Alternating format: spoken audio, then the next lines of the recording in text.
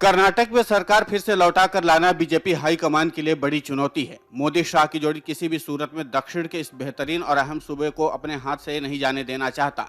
लिहाजा एक खास रणनीति बनाई जा रही है जिससे लोगों का गुस्सा कम हो और बीजेपी को पूरे मन से वोट दें।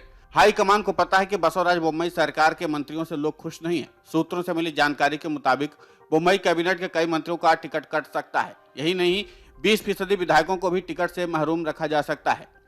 गुजरात में मोदी शाह की जोड़ी ऐसा ही प्रयोग करके ऐतिहासिक जीत हासिल कर चुकी है। गुजरात में भी सरकार से लोगों को संतुष्टि नहीं थी। हाईकमान को पता था कि फेरबदल नहीं किया तो चुनाव में लोगों की नाराजगी भारी पड़ सकती है। लिहाजा टिकट वितरण में पूरी कैबिनेट का ही पत्ता कट गया।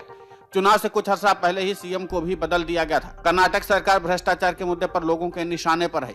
कई मंत्रियों के खिलाफ तो पोस्टर भी लग चुके हैं।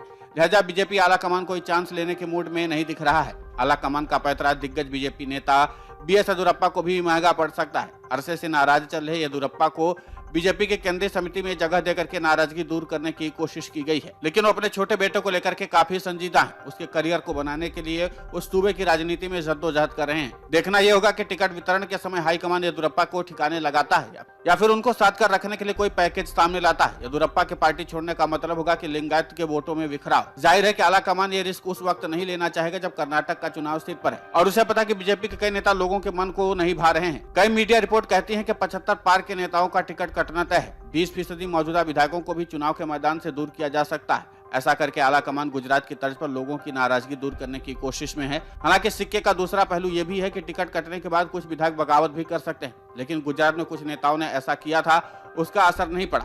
कर्नाटक में 224 विधायक हैं, बीजेपी के पास इनमें से 120 हैं। 20% टिकट कटने का मतलब तकरीबन 25 विधायक टिकट से महरूम किए जा सकते हैं। सूत्रों का कहना है कि आला कमान ने एक सर्वे कराया था, इनमें जिन विधायकों पर उंगली उठी है उनका पत्ता कटना तय है। बीजेपी के राज्यसभा सांसद लहर सिंह का कहना है कि पार्टी को गुजरात मॉडल का अनुसरण करना चाहिए। सूत्रों का कहना है कि आला कमान को पता है कि कुछ विधायक पाला बदल सकते हैं। येदियुरप्पा खेमे के यूबी बना करके कांग्रेस में जा सकते हैं। नंदीश रेड्डी भी बगावती बनने के आसार हैं। वहीं बनाकर उस समय से हाशिए में चले जब से 2019 में बीसी पाटिल ने भगवा दामन थामा है। हालांकि इस बात को भी इंकार नहीं किया जा सकता कि कर्नाटक में बीजेपी के लिए चुनौती आसान नहीं है, क्योंकि बीजेपी के खिलाफ वहां पर माहौल विपक्षियों ने बनाया हुआ है। इसके अलावा कई ऐसे मंत्री और विधायक हैं जिनकी कार्यशैली से आम जनता काफी नाराज है। ऐसे में बीजेपी आला कमान की चिंता भी वाजिब है। लेकिन अब ऐसे में सवाल उठने लगा कि क्या फिर से कर्नाटक में पूरी कैबिनेट का बदलाव होने वाला है, क्योंकि गुजरात में हार से बचने के लिए बीजेपी ने ही दांव चला था और एक बार फिर से क्या बीजेपी यही दांव चलने वाली है, क्योंकि गुजरात में मोदी शाह का नया प्रयोग जो था वो काफी सफल माना जा रहा है, क्योंकि वहां पर बीजेपी बम्पर वोटों से जीत करके आई है।